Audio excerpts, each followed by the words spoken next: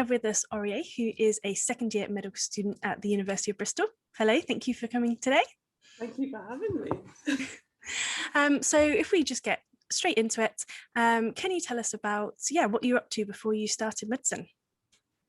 Yeah, so before I did a degree in natural sciences at the University of Nottingham. So it's for anyone that doesn't know about natural sciences, it's basically like a mix of any of the sciences, but that kind of expands out into anthropology and geography and psychology. They all kind of come under it. But I kind of focused on chemistry and biology. But I actually took immediately before I took a year out because I just kind of wanted a break from studying and to like do a bit of traveling, and yeah, that's about it. Perfect. Okay. So was medicine in your mind at all in those stages? Yeah, definitely. So I originally applied for medicine when I was doing my first UCAS at 18, just finishing A levels, but I didn't get a place. I think my UK CAT score wasn't great. And actually I was thinking about it the other day, and I was thinking that, I don't know, 18 is, when I look back on myself at 18, I think, I was quite young, and like, actually, was I ready to even study medicine? Because now I feel like I've come a long way with my confidence. I'm still growing on that a little bit, but I think I was just quite shy, and now I'm building on that. Yeah, perfect. So in your year out, did you do anything kind of with progressing to medicine in mind, or after that year had you kind of just put it aside and thought, this is something I'll come back to later? So I applied in my last year of my undergraduate, and basically I think I applied for some that were deferred entry. A few that were deferred entry, which actually I'm not sure if that hinders your chances, because I don't think a lot of places like accepting people that want to postpone it. But yeah, so I did that in my last year at Nottingham and got a place in Bristol. So then I was kind of like, I can just, do whatever I want with this year and not have to focus on like work experience and doing the application and the interviews and things. So it was more kind of just a break in my life, to be honest. Okay. But actually, I think, again, that year kind of like put me a bit out of my comfort zone, and like traveled and like met new people and all those things, which are kind of like, they're a little bit, I don't know, nerve-wracking, not nerve-wracking, but exciting. And it's definitely. Yeah, so it was just a great time, really. Perfect. Yeah, okay, so your year out was after your first degree. Yes. So okay. Yeah. And you were able to get deferred entry for Bristol. Yeah. Yeah, nice. Which Okay. I think, is that quite? Yeah, I haven't heard of anyone else. Yeah, I haven't heard of anyone else doing that. But I suppose, just as you said, it was great for you to then be able to relax and spend the year how you want, knowing that that was already, in the bag. Yeah, exactly. Yeah. So what, can you tell me a bit more about what you got up to on that year out? Where did you travel to? What sort of stuff did you get up to? Yeah, so I went to like Central America. I spent some time. I kind of did a thing. I don't know if anyone's heard of it, Work Away. Okay. It's a great kind of website that like allows you to go to places, and you basically like get accommodation for free in exchange for like work. But it's quite random in that people will just post ads and you kind of respond, and this is what I can do. And so I went to some islands off Panama in like and kind of traveled a bit in Costa Rica and Mexico. Mexico was definitely my favorite place. Cool. Okay. Yeah. Highly recommend if anyone wants to likes the sun, likes the food. Yeah, maybe as an elective, it's a place to go. Yeah, definitely one to consider. And then I also just did some work for the Forestry Commission, really Okay. randomly. Okay, yeah. They have some woods, which is kind of near my house. So yeah, kind of that to get a bit of money, because obviously funding a second degree is, yeah, it's challenging. So. Yeah, no, that's definitely definitely true. So by the time that year was up, did you feel kind of really ready to start medicine? Yeah, I think Yeah, so. yeah. I love traveling, but actually I can't just do that. I'm not a person that could just like be on holiday for months on end. Like even in my university holidays, I'm always like working and doing other things. So I think that showed me that like actually I need some kind of brain stimulus and do a bit of Yeah. more work. Yeah.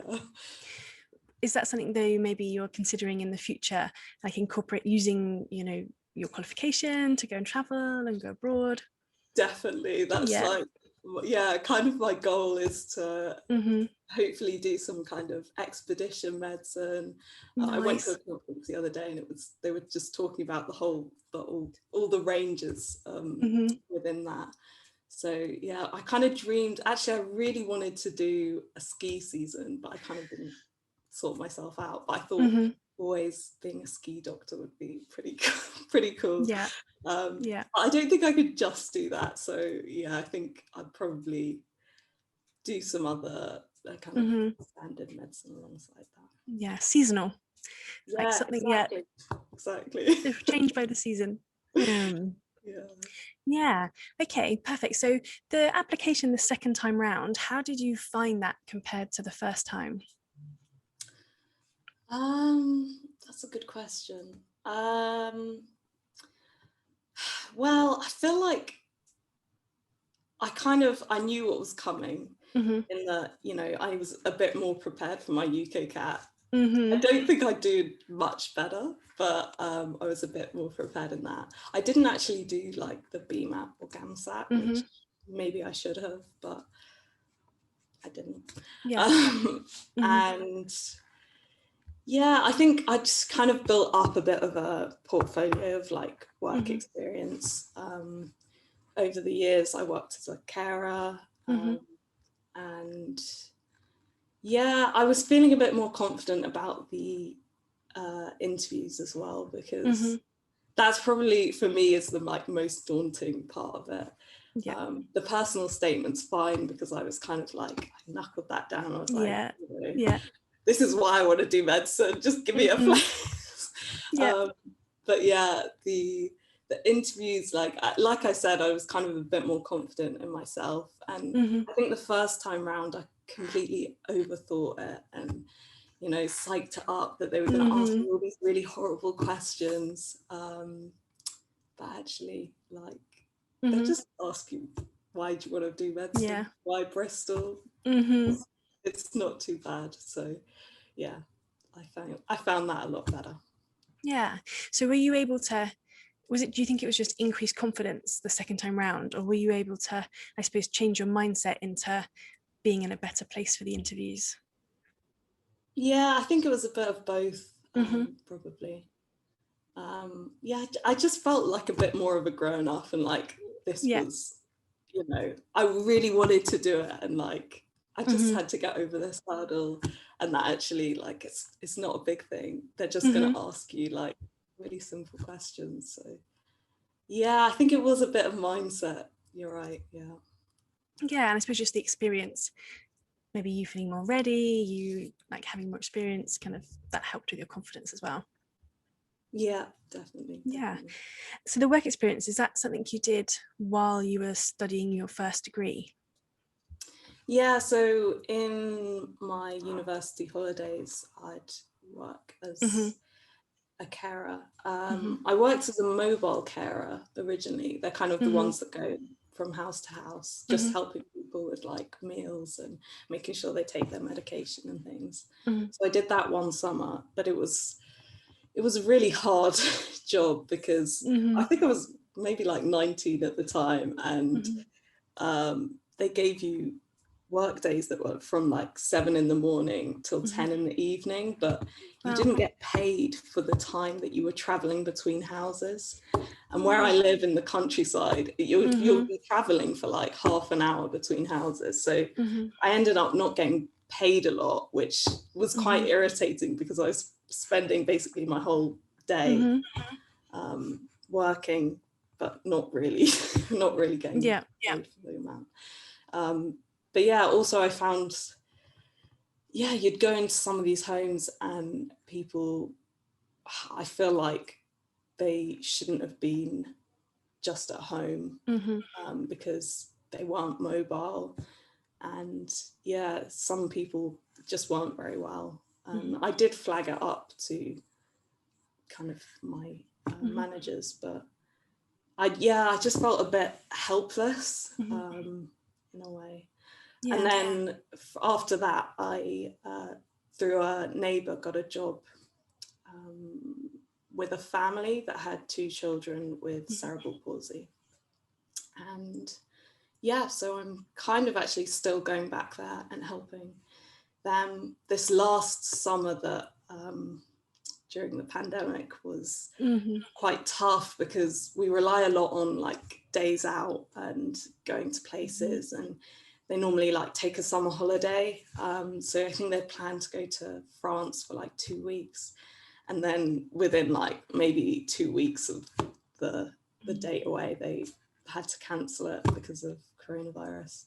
So we struggled a lot as in our caring team to like find things to do and make every day like fun, and it was quite long hours because we were short on carers, so all of that was quite stressful, but it's very rewarding. And I think that's one thing that I always kind of reflect on, and like, this is after a long day, I kind of think, you know, what went right?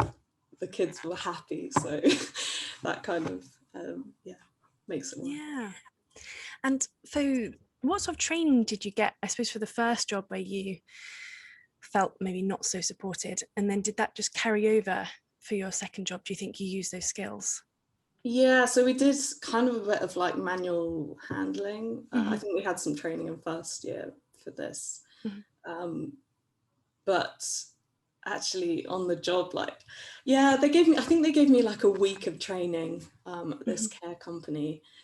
But honestly, I don't know, it doesn't feel like enough. And you kind of, in a way, I feel like I'd be more comfortable if I was with someone that had a bit more experience, because I was just kind of thrown into this all alone. And but it is quite simple, I guess, in that a lot of the time you don't need to help people move around, but it's more just keeping track of their medication and helping them wash and getting them food and things. So but it's just such a range of people that you see, so you never. And I suppose it's that feeling prepared if you come across something more serious. I think that's the, day to day, probably come across scenarios that are fine, but I suppose it's feeling equipped if what to do. They kind of, there was like a hotline that you could call, so in that it was good. And like I said, I did have to bring that, but then from that I kind of into the care job with the family. It was, I guess I used those skills a little bit, but it was very different setting in that you kind of got to know the children a lot better. And everyone's, no 2 caring jobs are the same, no 2 patients are the same. And I think that's one thing I took away from like caring, even if they have similar conditions, it's not always that they present in the same way. So I think I don't know what more. I suppose as well, they might not want care in the same way, they might not want the same So it's something really valuable to take into medicine, and like a perspective to take in. Yeah, I think, oh sorry, with the second, with the sharing job with the family as well, it was kind of fitting around the family and seeing how kind of it influenced them as well. So it was a lot more, personal, I felt. Yeah. So coming a bit back to applications the second time round, did you apply, like where did you apply to? Was it a mixture of undergrad and grad, or? Yeah, so the first time round, I think I applied for only 3 in the end, because I was like looking at my UK CAT score and it didn't fit in with it.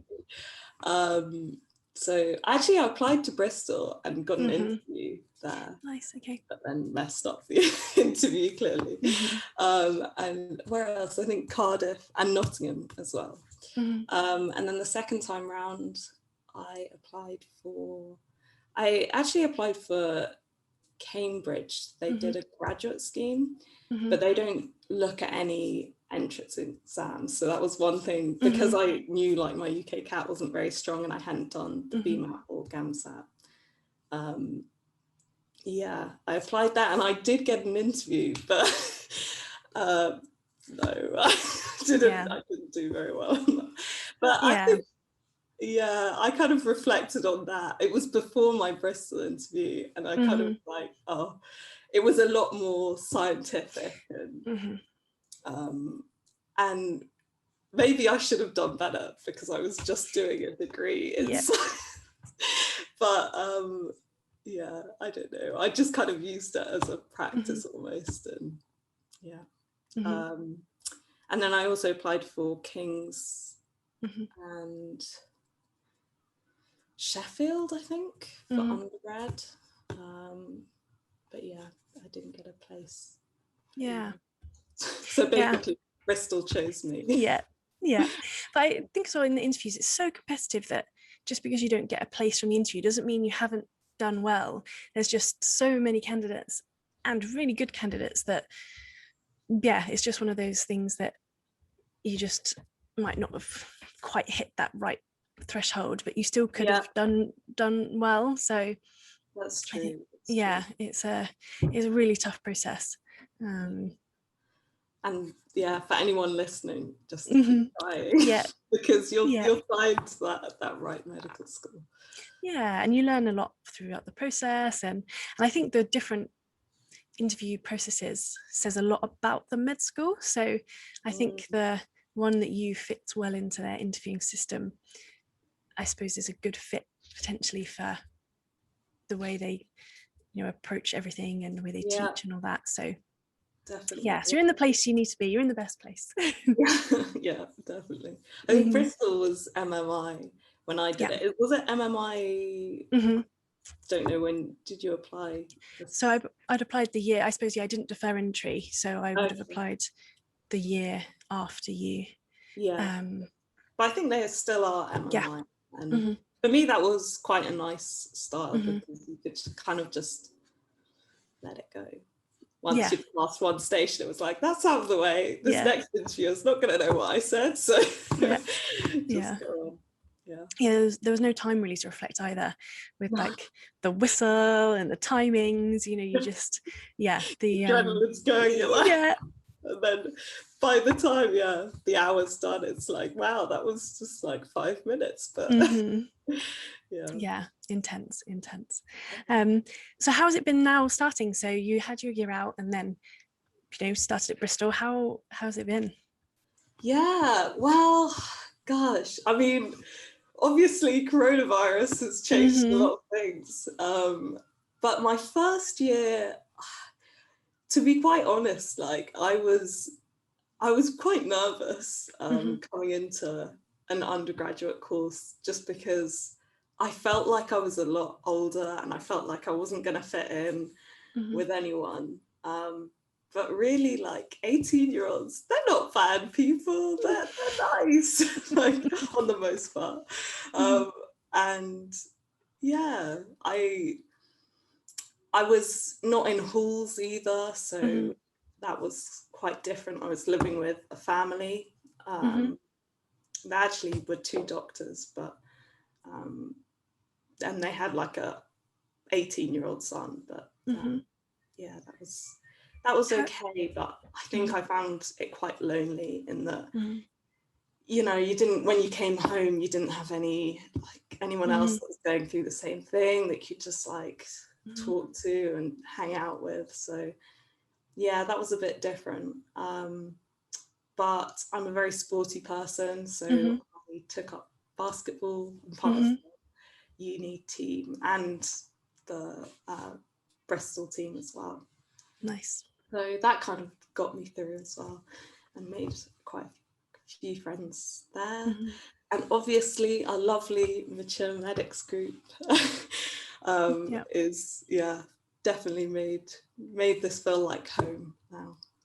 Yeah, I think, how did you come across that family to live with, and kind of what was your, like, why did you choose that way of living in first year? Well, actually, so I forgot to say, in my year out, I also went to Japan. So I went to like a summer camp there, and basically spent a few months there. My boyfriend was from there, so I kind of did the summer camp, and then we traveled around Japan a bit. But anyway, basically I was still in Japan with about I think 2 weeks or a week to go before I started medical school. And I basically was relying on living with one of my friends that was doing a master's here, and I think his friend, but we basically left it too late and couldn't find a flat. So my mum had a friend in Bristol, and she kind of texted her and was like, do you know any spare rooms going? So it was like through my mum's friend's friend or something that I found this place. But don't do that. Don't leave it till the last minute, which is something that I think I do too much. You have to plan so far in advance, though. Like, student lets go so early, and I think it's quite I suppose a more unique situation coming in as a mature student, because you're less likely to go into halls. I know some people do, but you are less likely to go into halls. But then it's that, how do you find the people that, you know, are in the same position that you'd like to live with? So I think that's something we've talked about, haven't we, through the mature medics, to try and get people in contact earlier on, so that you're not in that position. Yeah, and I think that would have been really nice in my first year to find some other people, even if they were in older years, even if they were doing other courses, but they were still like a little bit older. That would have been quite nice. So hopefully we can get that off the ground. Yeah, it's just trying to find a place to, I suppose, connect people, and that they can find, because did you look into, like, did you try and find any, I suppose, community, or did you try and find people before you came to Bristol? Like a little bit, but as I said, I was kind of going off living with these two other people. But yeah, now I know there's like a lot of student groups, but again, it's kind of living with people that are a bit younger, and I think they're doing uni for the first time, and you know, they want to go out and drink, and I'm getting a bit old, you know. Not I'm not, but I just don't want to do it in the middle of the week. It's different. It's a different place in your life. It's it is different. Perfect. So how have you balanced kind of basketball with uni? Has that been, you know, a bit of a challenge on your time, or? I go by this. I think sport at university is fantastic. Like everyone should do it, because you can't just focus on your university course. You'll go crazy. You need some other like outlets. And for me, sports, it gives me like a break, de-stresses. It's really good. I think in my first degree, I was also doing a lot of sport, and I kind of maybe misjudged the balance. And I think with medicine, obviously, there's a lot to do. So yeah, actually in the pandemic, not having any basketball has it's been nice to have my evenings back, because normally I'm doing everything, a training every evening, and kind of basketball games on the weekends and on Wednesdays. And whilst it's kind of good to have a break, you also miss a lot of the like extra seminars and not seminars, conferences and things that are going on, which I've now been able to kind of go into, especially because they're all on Zoom in the pandemic, so it's kind of a positive. But yeah, I think it's okay in my first and second year to be doing as much basketball as I am, but I think in the years to come I'm probably gonna reel it in a bit. I'm still doing other things, so like running and things, but that can kind of fit a bit more around my schedule, especially with placement. I think yeah, it's going to be hard to work it in.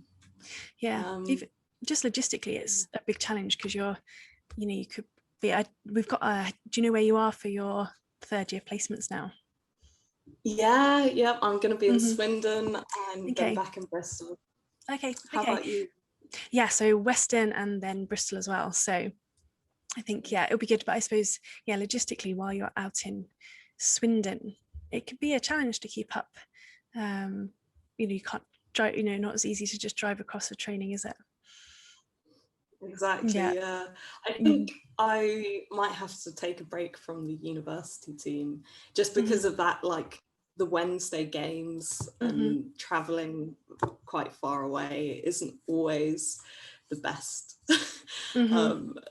use of my time. But I think I'll try and stick with the Bristol National League team, because they only have like 2 trainings a week and the weekend games, so maybe I can work that in around being in hospital. But it definitely, for me, it's like a social thing as well as exercise, so that's one reason I kind of love it. And and I think sport brings so much as well, like discipline, resilience.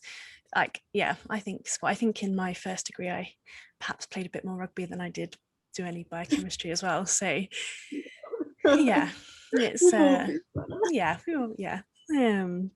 perfect. And throughout the pandemic, you kind of had quite a big part to play in continuing like the community of the basketball team as well, didn't you? Yeah, I guess I'm their wellbeing officer for the university team, so I've kind of been trying to keep up that going, because obviously it's a very lonely time and people's mental health isn't great. Not everyone, but some people, and trying to kind of reach out and be there for people, but it's really hard. Like I've been kind of doing a similar thing to the mature medics, and we have like a drop-in link, but it varies that who's using it, and I think people aren't that keen to go on to Zoom after a day of being on Zoom and being on their laptop. So I think, it's struggling, but we've been doing a couple of trainings now, which I've been helping out in. So that online, but we watch some basketball clips, talk about it. It's quite fun. So that's good. You like circle people and like draw arrows, like you see. Nice. A little bit. Oh yeah, it's good fun. So thinking more, I suppose, back towards the course and on the academic side, how much did your previous degree, how has it kind of helped you, or has there been much that you've pulled through during medicine? It keeps kind of cropping up that I've done bits of this before in my last degree. I think I tried to avoid a lot of the cellular stuff in my degree, but actually in my last degree, but that actually kind of came up quite a lot. And I think the whole of our like first term of university was a lot on the biochemistry kind of side, so that helped. But yeah, it kind of it comes up now and again, and I think with like some of the practicals that we've been doing for biochemistry, kind of in the lab there, it's helped, and some of the skills. But I think, yeah, for me, like this is more of the physiology and the whole kind of person, how it all comes together, and talking to patients as well. So that's all a bit new to me and something that I'm definitely learning. Yeah. But it does help coming from a science background, I think. Just to have, like, the more you go over stuff, the kind of more it's like ingrained in your head, and you're just like, yeah, I know this. This is how it works because it's science. Science. Exactly. But like learning it for the first time, you're always kind of a bit like figuring out this, figuring out that. So yeah. It's basically a whole new language, isn't it? So even if the terminology is slightly familiar, it's just something that's less to learn, something that's already vaguely, in your periphery, and then you can build on it. So exactly, you just draw it back from this kind of hidden part of your brain. Yeah. But saying that, I mean, there are so many new terminologies that we're learning, right? It is a whole nother language. All of anatomy is just who knows? Who knows? Yeah. Perfect. So thinking about how the first, I suppose, year and a half has gone, what's your, I suppose, biggest lessons you've learned, or what top tips would you have for someone starting, or if you could have given yourself when you started?